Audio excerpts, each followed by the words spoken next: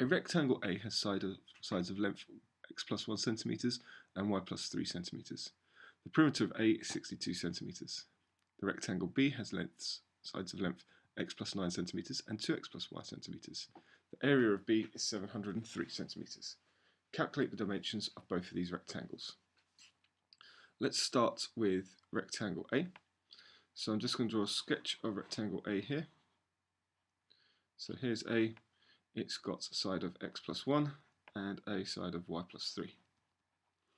Now the perimeter we know is 62, so if I add two sides of x plus 1, so two lots of x plus 1, plus two sides of y plus 3, so 2 times y plus 3, I know this is going to be equal to 62.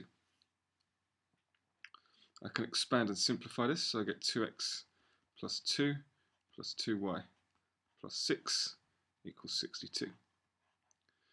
Now, I know because this is an equation in two variables and I've got two sets of information, I'm going to be setting up simultaneous equations. So I'm going to rearrange this to make y the subject. I'm going to do this by first subtracting 2x on both sides and also subtracting the 8 from both sides. So I get 2y equals 62 minus 8 is 54.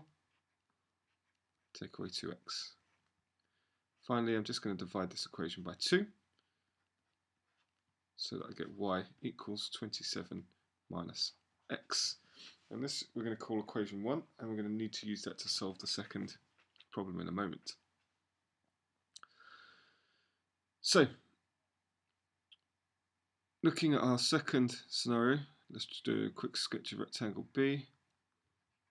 So it's got sides of x plus 9 and 2x plus y. So we know that the area of this is 703 centimeters, so I know that if I multiply the length by the width, we're going to get an answer of 703. Now what I'm going to do at this stage is I'm going to sub in the equation 1 just to make this all in terms of x, and it will in the long run make things quicker and easier for me. So I can now say that this is x plus 9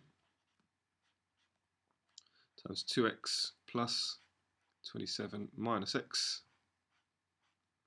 which is equal to 703. So simplifying this, I get x plus 9 times 2x minus x is just x plus 27 equal to 703. So I'm now going to expand this set of brackets, so I get x squared from x times x. I get not plus 9x plus 27x, that gives me plus 36x. And then 9 times 27 is plus 243. This is equal to 703. Now, as soon as I've got a quadratic here, I want it equal to 0. So I'm going to minus the 703 from both sides. So I get x squared plus 36x minus 460 equal to 0. Now I want to factorise this if possible. First, it looks horrible. Remember, if you can't factorise it, use your quadratic equations. Okay, but in this situation, factors are 460, 46 and 10. Because it's negative, if I look for the difference between 46 and 10, it's 36. So actually quite lucky in this situation because I get x plus 46 and it factorises quite nicely, and x minus 10 equal to 0. So this gives two solutions, x equals minus 46 and x equals 10. Now since these are lengths and I look at my rectangles, I can tell that x minus 46 is not a solution, so I'm just going to put this in brackets. So all that's left now is I can now find what y is equal to. Y is equal to 27 minus x, which is, substitute in the value of x rather than putting the number to x, 27 minus 10, which gives me y equals 17. So if we do the dimensions of the rectangle A, we have x plus 1, so is an 11 by y plus 3, so 17 plus 3, which is an 11 by 20 rectangle.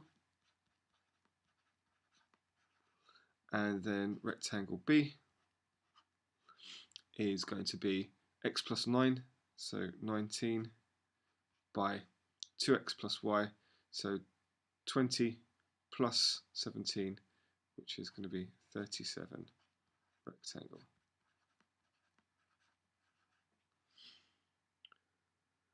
Okay, so let's quickly check to see how we get our marks here.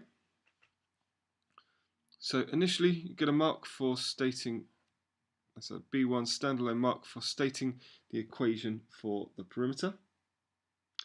Also get a standalone B1 mark for stating the equation involving the area of rectangle B. Now, any method, so indication of a method of solving equations simultaneously, gets you a method mark, which then can roll into this question and allow you to get the marks after this point here. So if you then manage to get to this quadratic here, you get an accuracy mark. And then if you use some sort of correct method to solve the quadratic, whether that be factorizing or using the quadratic formula, you get this method mark. Lowercase method mark means it's just can be awarded at any time. So next you get an answer or accuracy mark for getting that x equals 10.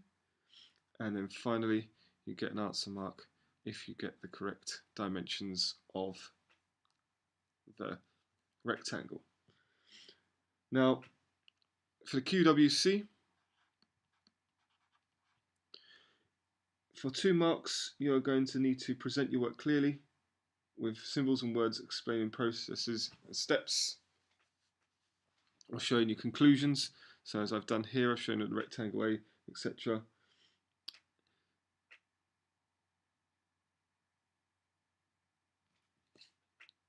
And so just make sure that you communicate everything you're doing along the way, perhaps some words to explain it. I've left out some of the words because of the space, but yeah, communicate with words.